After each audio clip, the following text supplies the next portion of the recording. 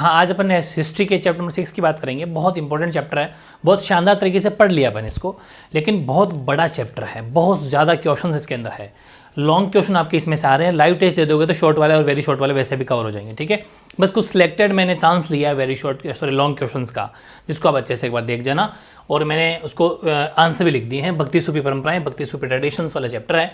पहला क्वेश्चन है, कबीर अथवा बाबा गुरु नानक के मुख्य उपदेशों का वर्णन कीजिए। इन उपदेशों को किस तरह संप्रेषण इसका मतलब इनका हुआ। ये अपने एनसीईआरटी बुक के पीछे वाले क्वेश्चन में से ही, लेकिन इसमें एक खास बात ये हो जाएगी कि आपको कबीर और बाबा गुरु नानक जी इन दोनों के बारे में नॉलेज हो जाएगा। ठीक है, तो एक साथ बड़े ध्यान से समझते हुए चलना है इसको। पहला है कि कबीर के मुख्य उपदेश, पहली हेडिंग रहेगी कबीर के मुख्य उपदेश, तो वो ये हैं, यहाँ से हेडिंग लगा लेना, कबीर के मुख्य उपदेश। कबीरदास जी अपने समय के महानतम समाज सुधारक थे, जिन्होंने सामाजिक पाखंड, सामाजिक आर्थिक भेदभाव का एक विशेष शैली में विरोध किया था। ये सबको पता है आपको। और कबीरदास जी से संबंधित कुछ मुख्य उपदेश देखो, ये कबीरदास जी के उपदेश है 6। ठीक है, वेरी इजी। यानी कि Kabir was the greatest social reformer, ये अपन को पता ही है, और of his time, and he oppose religion, domain, social, economic, ये सब अपन ने कहा था। तो ये सब बातें अपन पढ़ेंगे। तो कबीरदास जी की 6 वेरी इंपॉर्टेंट बातें हैं, 1st, 2nd, 3rd, 4, 5 और 6। ये 6 शिक्षाएं मान लीजिए आप कबीरदास जी की। पहले ये कि कबीरदास जी ने मूर्ति पूजा तथा बहुदेववाद का पूर्ण रूप से विरोध किया था। इन्होंने कहा था, मैंने आपको जैसा बता भी रखा है कि मूर्ति पूजा के खिलाफ थे, और बहुदेववाद, बहुत सारे देवताओं को पूजने में भी ये विश्वास नहीं करते। ये कहते ईश्वर तो एक ही है। ठीक है, बाकी ये धर्म वगैरह बोले नीचे बना दिए गए हैं, बाकी एक्चुअल में जब इंसान पैदा होता है तो वो कोई ऐसा नहीं होता। तो ये सब बातें इनकी थी। उन्होंने निराकार ब्रह्मा की आराधना को उचित माना, निराकार कि ईश्वर का कोई आकार नहीं होता बोले। ठीक है, यानी ये है worship of formless Brahma as right. ठीक है, उन्होंने उसके लिए कहा कि इसकी पूजा करनी चाहिए। आराम से याद हो जाएगा मेरे साथ के साथ। फिर उन्होंने जिक्र तथा इश्क के सूफी सिद्धांतों के प्रयोग द्वारा नाम स्मरण पर बल दिया। ठीक है, यानी कि he supported the Sufi concept of जिक्र एंड इश्क, जिसको हम लव कह सकते हैं, to express the Hindu practice of name सिमरन। ठीक है, या फिर कह सकते हैं रिमेंबर्स गॉड्स नेम। ठीक है, उनके लिए कहा। और उनके अनुसार भक्ति के माध्यम से मोक्ष की प्राप्ति पक्का संभव है बोले। ये कहा था कि भक्ति करते हैं तो मोक्ष मिल सकता है, ये कबीर जी कहते हैं। तो according to him liberation is possible through bhakti. फिर उनके अनुसार परम सत्य अर्थात परमात्मा एक है, ये कहते थे वो। भले ही विभिन्न संप्रदायों के लोग उसे भिन्न भिन्न रूप से अलग अलग नामों से पुकारते होंगे, हिंदू अलग, मुस्लिम अलग, सिख अलग, ईसाई अलग, क्रिश्चियन, सब कुछ अलग अलग, लेकिन बोले ईश्वर एक ही है, सबका मालिक एक है। उन्होंने हिंदू तथा मुसलमानों के धार्मिक आडंबरों का खंडन किया कि जितने भी हिंदू मुस्लिम है, ये जो मूर्ति पूजा या फिर मस्जिद में या आवाज़ लगाना, ये सब जो करते हैं, ये बोले इनका बिल्कुल विरोध किया था। कबीर जाति भेदभाव के विरुद्ध, की जाति बिल्कुल जो कास्ट सिस्टम है बिल्कुल नहीं होना चाहिए। ये भी तो वेरी इजी है। ये कबीरदास जी की 7 पॉइंट, 7 है, 6 नहीं 7 है, सातों के सातों आपको याद हो गए होंगे, 100% याद हो गए होंगे अगर ध्यान से सुना हो तो। फिर है अब इन उपदेशों का संप्रेषण क्या है। ठीक है, संप्रेषण तो अपन देखते हैं कि कबीर के उपदेश काव्य रूप में संकलित किया। अभी अपन नानक जी के भी देखेंगे। ठीक है, ये यहाँ पर नानक जी के देखें शुरू करेंगे अपन, तो ध्यान रखना अभी अपन कबीरदास जी के ले रहे हैं, फिर अपन नानक जी के लेंगे। तो देखो इनके संप्रेषण, तो कबीर के उपदेश काव्य रूप से संकलित किए गए हैं। कबीर जनमानस की भाषा में अपने उपदेश देते हैं, मतलब जो लैंग्वेज जहाँ की लोग जनमानस की भाषा उसमें उपदेश देते हैं। उन्हें अपनी भाषा में हिंदी, पंजाबी, फारसी, अवधी और स्थानीय जो भी लोकल लैंग्वेज है उनमें सब लैंग्वेज का प्रयोग किया है। उनकी मृत्यु के पश्चात उनके जो शिष्य थे, जो उनके फॉलोअर्स थे, उनके विचारों का प्रचार प्रसार करते रहे हैं, सबको पता ही है। और अब बात करते हैं अपन गुरु नानक जी की।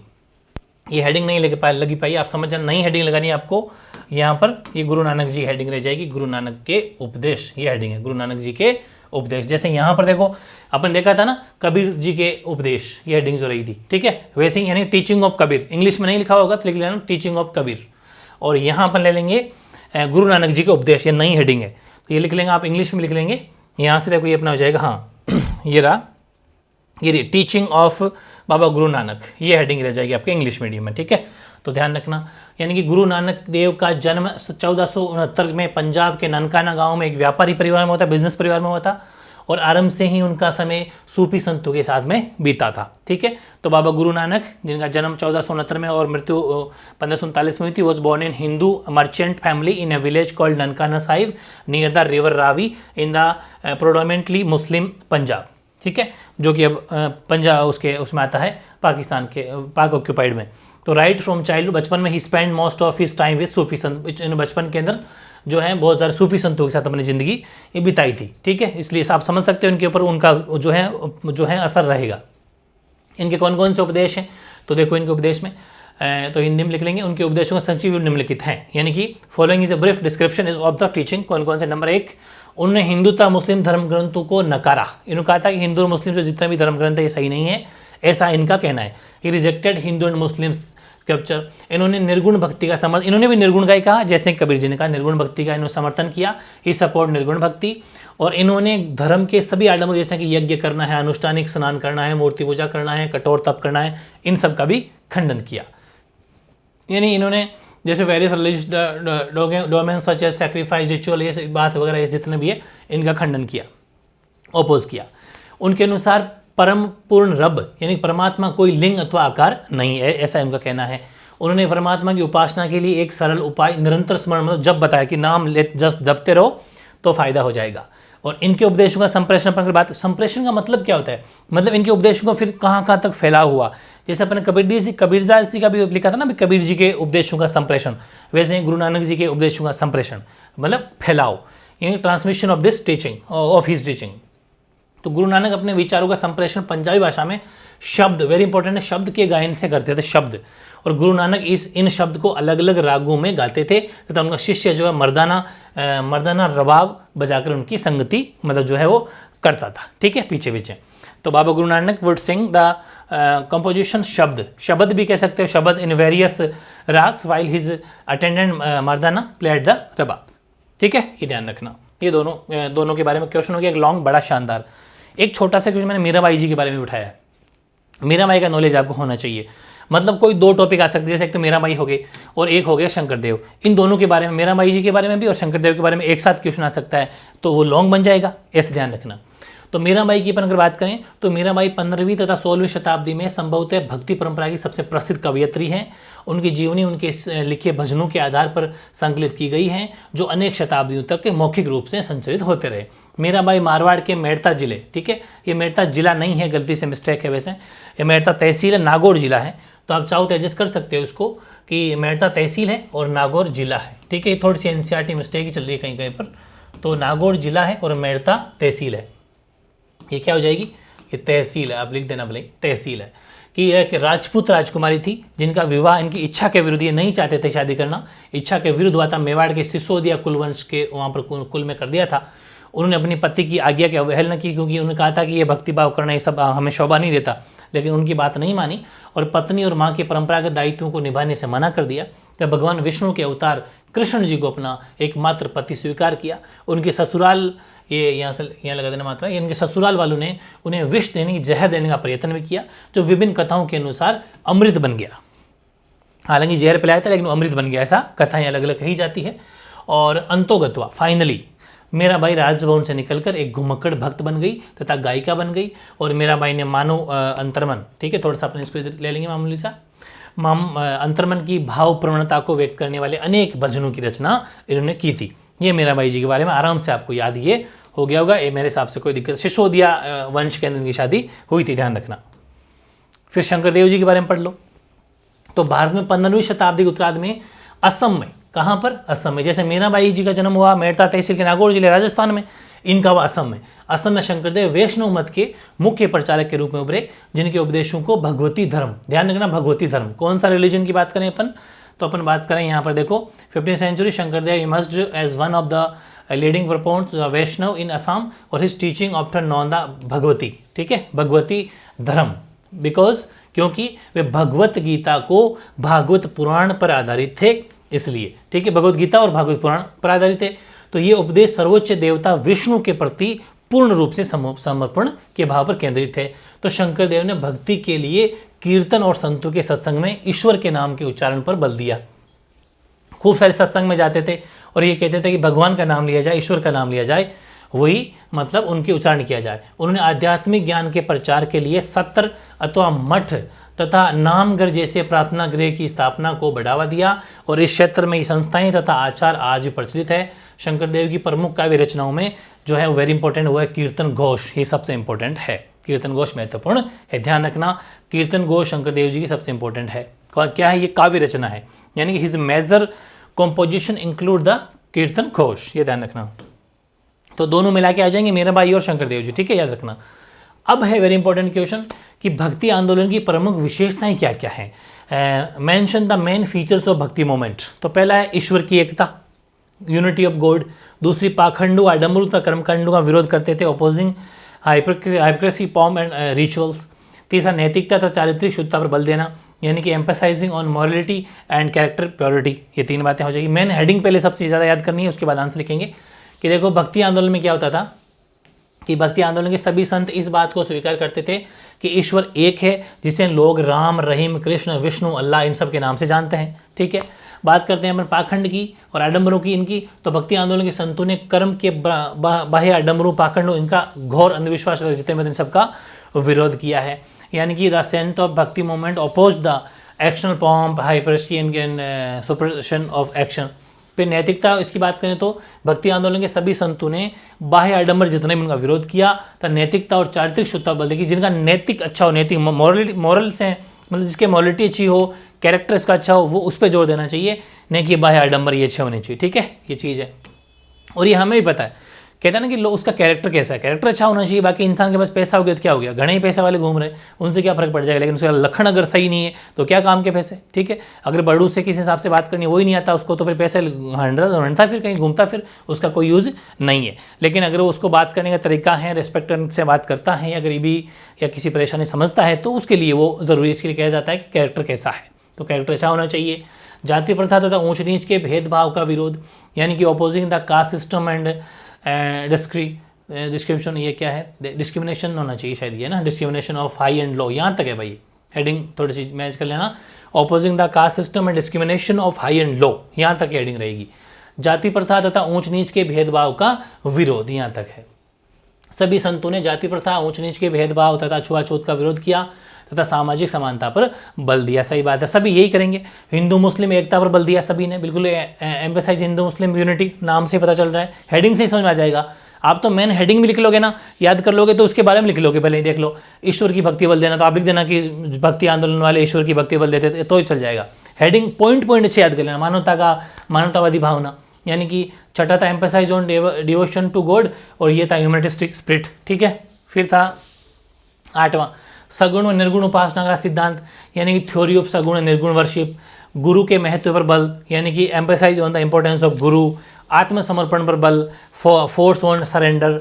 जनभाषा का प्रयोग, यूज ऑफ पब्लिक लैंग्वेज। और राज्याश्रित रहित आंदोलन, यानी कि मूवमेंट विदाउट स्टेटहुड, तो भी आपको याद हो जाए। इसमें समझाने वाली कुछ बात, इन जो हेडिंग है ना, अगर ये 12 पॉइंट भी याद कर लेते हो तो आपका क्वेश्चन तैयार हो जाएगा, उसी के बारे में लिखना है एज अ टेस्ट। ठीक है, अगला है वेरी इंपॉर्टेंट, फिर से अलवार एवं नैनार परंपरा में जाति के प्रति क्या दृष्टिकोण था, इस परंपरा में स्त्रियों की उपस्थिति और राज्य के प्रति दृष्टिकोण का भी उल्लेख कीजिए। यानी what was the attitude towards caste in the Alvar and Nayanar bhakti tradition, also mention the presence of women in this tradition and attitude towards the state. तो देखो कि भक्ति आंदोलन में तमिलनाडु के अलवार, और ये पहली बात तो ये थे कहाँ के अलवार नैनार, तो ये तमिलनाडु के थे, ये आपको ठीक है पता चल गया होगा। तो भक्ति आंदोलन में तमिलनाडु के अलवार और नैनार संतों का योगदान लगभग 6वीं शताब्दी में प्रारंभिक भक्ति आंदोलन तमिलनाडु के अलवार नैनार संतों के नेतृत्व में हुआ था। पहली बात तो ये, यानी contribute of Alvar and Nayanar saints of Tamil Nadu in bhakti movement. ये तो हेडिंग है, सॉरी ये तो हेडिंग है, तभी मैं सोचो रिपीट कैसे हैं, ये हेडिंग रहेगी अपनी। ठीक है, भक्ति आंदोलन में तमिलनाडु के अलवार नैनार संतों का योगदान, यहाँ से हेडिंग है, फिर ये आंसर हो जाएगा। ठीक है, फिर नंबर 1 पॉइंट है कि विशाल मंदिरों का निर्माण हुआ, कंस्ट्रक्शन ऑफ ह्यूज टेम्पल्स। तो अपनी यात्राओं के दौरान अलवार और नैनार संतों ने कुछ पावन स्थलों को अपने इष्ट का निवास स्थान घोषित कर दिया। पहली बात है अपने इष्ट भगवान, जो भी इनके इष्ट होते हैं, यानी कि during their travels Alvar and Nayanars identified certain shrines as abodes of their chosen deities. ठीक है, बाद में इन्हीं स्थलों पर विशाल मंदिरों का निर्माण हुआ और वे तीर्थ स्थल के रूप में प्रसिद्ध हो गए। Very often large temples were later built on the scaled place और these temples developed as centres of the pilgrims. ये हो जाएगा। फिर अगला है अलवार और नैनार संतों द्वारा जाति प्रथा का विरोध, opposition to the caste system by the Alvar Nayanar saints. यानी कि कुछ इतिहासकारों का यह मानना है कि अलवार और नैनार संतों ने जाति प्रथा तथा ब्राह्मणों की प्रभुत्व का विरोध किया। तोंद्रा डिपोडी नामक एक ब्राह्मण अलवार ने काव्य में कहा गया है कि भगवान विष्णु उन चारों वेदों के ज्ञाता ब्राह्मणों को भी पसंद नहीं करते जो उनकी सेवा के प्रति निष्ठा नहीं रखते हैं। बताओ, यानी कि कुल मिला के ये है कि ब्राह्मणों को पसंद तभी करेंगे जब वो भगवान विष्णु की मतलब पूजा करेंगे भगवान की, ठीक है, पसंद तभी करेंगे वो और निष्ठा रखेंगे उनके प्रति। दूसरी ओर भगवान विष्णु ने उन दास जानते हो ना, जो सेवा करते हैं, उन दासों को पसंद करते हैं जो चरणों में प्रेम रखते हैं, भले ही वे वर्ण व्यवस्था में शामिल हो भी नहीं, मतलब वो नीचे वर्ण के भी हो, लेकिन उन दासों को पसंद करते हैं। कुल मिला के ये है कि बस भगवान विष्णु जी का अगर हेल्प हो रही है, चरण स्पर्श करे हो टाइम टू टाइम और उनका आशीर्वाद लेने जा रहे हो, उनकी हेल्प कर रहे हो, तो वो बिल्कुल विष्णु उनको पसंद आएंगे, वो चाहे किसी भी वर्ण का हो। ये बात है, तो याद हो जाएगा, ये चीज़ है। अगला, अलवार और नैना संतों की रचनाओं का महत्व है। तो इनकी रचनाएं जितनी भी थी, यानी कि importance of composition of Alvar and Nainar saints, इसमें यह जाएगा कि इनकी रचनाओं के वेद जितना महत्वपूर्ण माना जाता था, जितने वेद इंपॉर्टेंट होते हैं उतना इनकी जो कहते हैं कि रचनाएं जो है, इनकी जितने भी कुछ इन्हें टेक्स्ट वगैरह लिखे हैं वो बहुत इंपॉर्टेंट होते थे। The importance of the tradition of the Alvar and Nainars वो sometimes indicated by claim that their composition were important as the Vedas के बराबर इनको महत्वपूर्ण माना जाता था। फिर देखो स्त्री भक्त, अभी क्वेश्चन कंटिन्यू है। देखो पहला पॉइंट क्या था, पहला पॉइंट था अपना विशाल मंदिर का निर्माण करवाया, यानी कि construction the use temples. Second था अलवार नाइनार संतों द्वारा जाति प्रथा का विरोध किया गया, opposition to the caste system by the Alvar and Nainar saints. तीसरा, अलवार और नाइनार संतों की रचनाओं का महत्व है, importance of the composition of Alvar Nainar saints. और चौथा, स्त्री भक्त यानी वुमेन डिवोर्स। ये पांचवा है भक्ति साहित्य का संकलन, कंपाइलेशन ऑफ डिवोशनल लिटरेचर। पहले अपन स्त्री भक्त की बात करते हैं। तो संभवतः अलवारों और नैनारों की भक्ति परंपरा की सबसे बड़ी विशेषता इसमें स्त्रियों की उपस्थिति थी। ये बड़ी चीज़ है कि इनकी भक्ति में स्त्रियां भी थी, इसका मतलब ये ज़्यादा ये भेदभाव वाला मामला कम था। और उदाहरण अपने को पता ही, चैप्टर पढ़ा था अपने, अंडाल। ये अंडाल स्वयं विष्णु की प्रेयसी मानकर अपनी प्रेम भावना को छंदों में व्यक्त करती थी, मतलब विष्णु जी को अपना प्रिय मानती थी और उनको प्रिय मान के अपने प्रेम छंद के व्यक्त करती थी। और इसी प्रकार एक दूसरी थी करैकल अमैयार, जो अपने देखा था शांत, बहुत ज़्यादा तप करती थी, वो शिव भक्ति थी। शिव भक्ति की स्त्री ने अपने उद्देश्य की प्राप्ति के लिए घोर तपस्या की थी। तो इस हिसाब से हम कह सकते हैं कि नायनार परंपरा में उनकी रचनाओं को सुरक्षित किया गया है। इन स्त्रियों की जीवन पद्धति और इनकी रचनाओं को पितृसत्तात्मक आदर्शों को चुनौती भी दी गई है। जहाँ पर पितृसत्तात्मक समाज है, यानी कि ये पैट्रियार्कल जो नॉर्म्स है, जो समाज है, उनके आदर्शों को यहाँ पर चैलेंज किया गया। इसका मतलब ये है कि वहाँ पर स्त्रियों की कंडीशन उस टाइम पर ठीक थी इन अलवार नाइनारों में, ठीक है। तो जरूर याद रखना, अंडाल एक तो और करैकाल अमियार, ये दोनों के एग्जाम्पल आपको जरूर याद रखने हैं। ये दोनों स्त्री भक्त, और ये भी याद रखना अंडाल जो है वो विष्णु जी की भक्त है और जो करैकाल अमियार हैं वो शिव जी की भक्त है, ये जरूर याद रखना। पांचवा है भक्ति साहित्य का संकलन। तो 10वीं शताब्दी तक 12 यानी कि 12 अलवार संतों की रचनाओं का एक संकलन कर लिया गया, जो नलियरा दिव्य प्रबंधनम यानी कि 4000 पाउंड रचनाएं के नाम से जाना जाता है। 10वीं शताब्दी में अपार, समंदर, सुसुंदरार नामक नायनार संतों की कविताएं तोरम नामक संकलन में रखी गई, ठीक है। ये याद रखना, ये कविताएं यहाँ ये फुल स्टॉप नहीं आएगा, और जिसमें कविताओं का संगीत के आधार वर्गीकरण किया गया है। यानी कि by the 10th century composition of the 12 Alvars, कितने 12 were compiled in the anthology known as the Nalayira Divya Prabandham, ठीक है, जो हिंदी में लिखा था नलियारा दिव्य प्रबंधनम, यानी 4000 स्केल्ड कंपोजिशन, लगभग 4000 पाउंड रचना इसके अंदर है। द पोइम ऑफ अपार ये हो जाएगा अपने समंदर एंड सुंदरार, यानी कि समबंदर और सुंदरार, हाँ समंदर और सुंदरार नामक जो है वो दोनों याद रखना, ये नायनार संतों की कविताएं हैं। Collection of that was compiled and classified in the 10th century of the basic of music of the songs, ठीक है। और फिर अगला क्वेश्चन लिया अपने तज़किरा। व्हाट इज तज़किरा? कुछ छोटे क्वेश्चन मिला के एक बड़ा बन जाएगा। तज़किरा क्या है, संक्षेप में टिप्पणी कीजिए। व्हाट इज तज़किरा, राइट ए शॉर्ट नोट इसके ऊपर। तज़किरा का पहला अर्थ ये होता है कि सूफी संतों की जीवनियों का स्मरण। अगर 1 मार्क्स में क्वेश्चन आता है तो इसका आंसर ये हो जाएगा सूफी संतों की जीवनियों का स्मरण।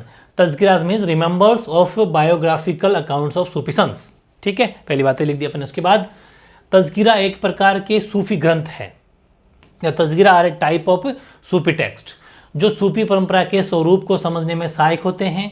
और भारत में लिखा गया पहला सूफी तज़किरा था, वो था मीर खुर्द किरमानी का, ठीक है, मीर खुर्द किरमानी का, चाहिए आदमी का नाम है मीर खुर्द किरमानी, इसका लिखा हुआ था, उसका नाम था सियार उल ओलिया है, ठीक है, उसका सियार उल ओलिया पहला तज़किरा था। वेरी वेरी इंपॉर्टेंट है, याद रखना, सियार उल ओलिया ऑफ मीर खुर्द किरमानी, ये इनका था, ठीक है। सबसे प्रसिद्ध तज़किरा कौन सा है? वो है अब्दुल हक मुहद्दिस देहलवी का, जिसका नाम है अखबार उल अखयार, यानी कि द मोस्ट फेमस तज़किरा इज द वो है आपका जो अपने पढ़ लिया अभी तज़किरा है, वो अपना अखबार उल अखियार जो कि मुहाद्दिस दहलवी का है। वेरी वेरी इंपॉर्टेंट है, ये भी आपको याद रखना है। फिर है तज़किरा के लेखों का मुख्य उद्देश्य क्या था, तो अपने सिलसिले जैसे चिश्ती सिलसिला, अपने सिलसिले की प्रधानता स्थापित करना था, अपने सिलसिले को प्रधानता महत्व देना चाहते थे और साथ ही अपनी आध्यात्मिक जो वंशावली है उसका बखान भी करना चाहते थे। जैसे कोई भी संत होता है उसके बारे में कोई लिखी हुई किताबें हैं, अगर वो उसके फॉलोअर्स ज़्यादा से ज़्यादा किताबें बांटेंगे तो ज़्यादा से ज़्यादा बात फैलेगी। वही चीज़ है, मतलब उनका जो है कुल मिला के उनका प्रचार करना, ठीक है।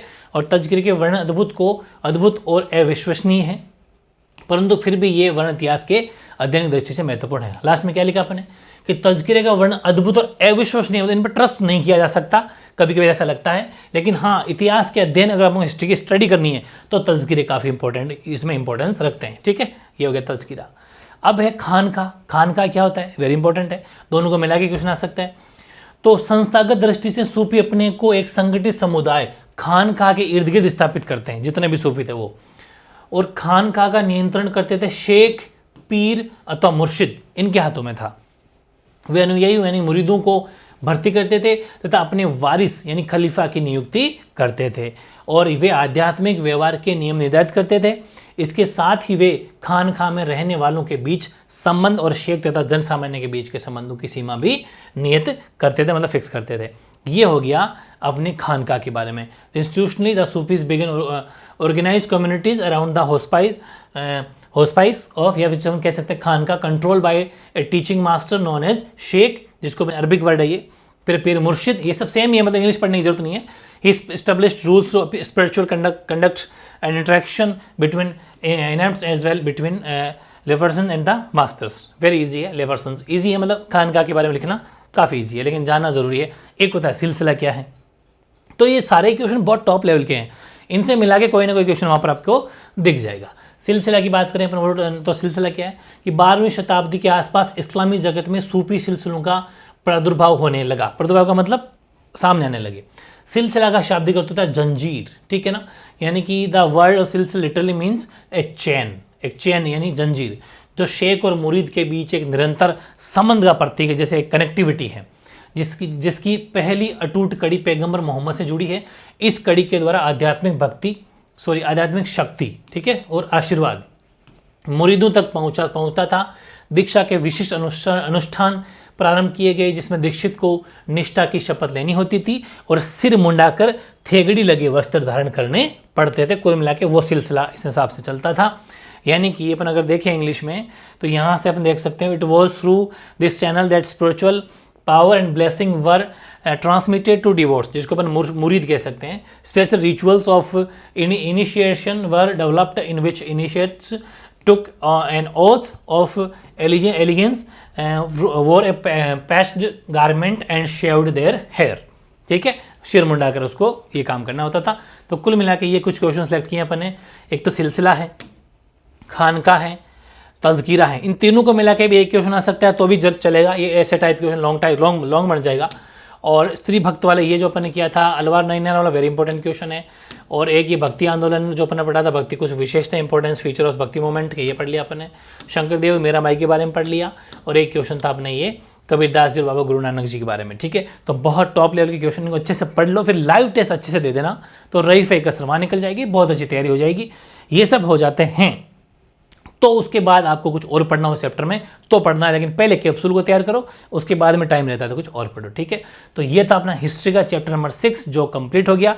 कुल मिला के अपन देखें अगर कैप्सूल की सीरीज में तो सिर्फ 10वां चैप्टर बचा है, बाकी 1 से लेकर 12 तक कंटिन्यू चैप्टर कैप्सूल बन चुके हैं। तो हिस्ट्री बहुत अच्छी हो चुकी है, तैयारी शुरू कर दो।